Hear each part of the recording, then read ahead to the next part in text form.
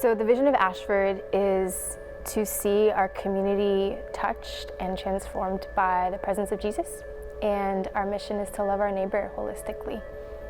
Ashford is an apartment complex, and we do ministry, like loving our neighbor in really practical ways and also inviting them to look at Jesus.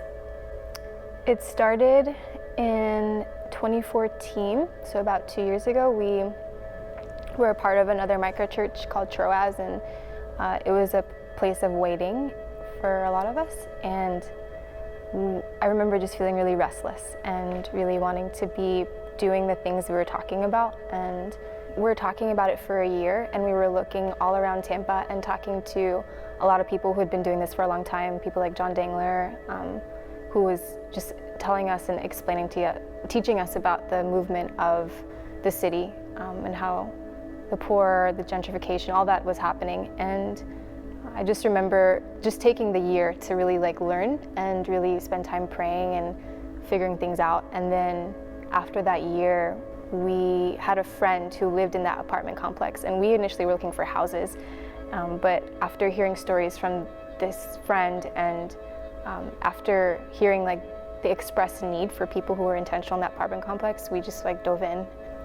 I think the key thing to propelling and moving forward the idea into reality was finding a team that would be really engaged in the mission and the vision of what we wanted to do and be on the same page.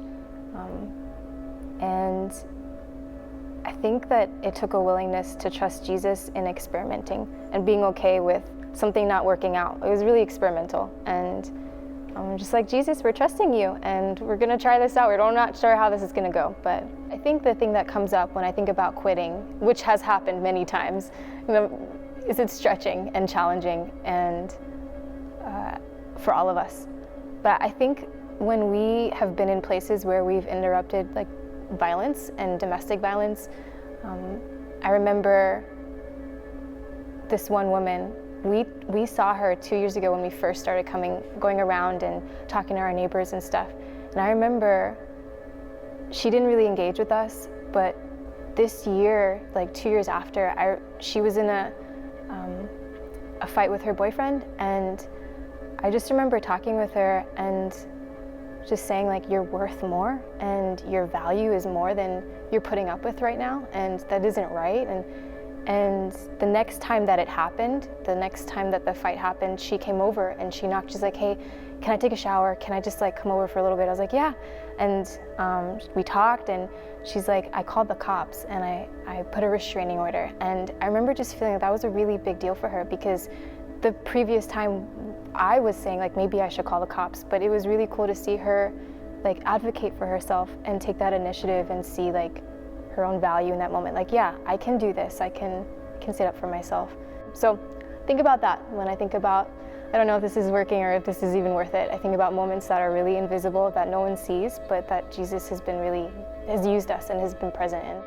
In an ideal world, I would love to see that our neighbors see our commitment to Jesus and just the willingness to love people in a really practical and real way, and for that to point them to a God that also does the same thing.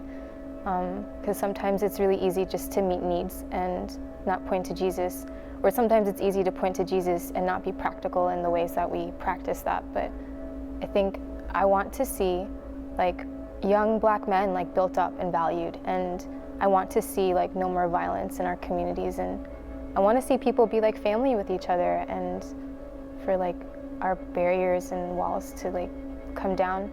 And a lot of our community in the city, a lot of people live in apartment complexes, especially in our area, and there's a diversity of people in that. So we're just in one, but a lot of the university area consists of majority apartment complexes people are really transient and in and out. So it would be nice. I know people are leaving and going, but it'd be nice for them to leave with knowing Jesus deeper and carrying that into the next place they go.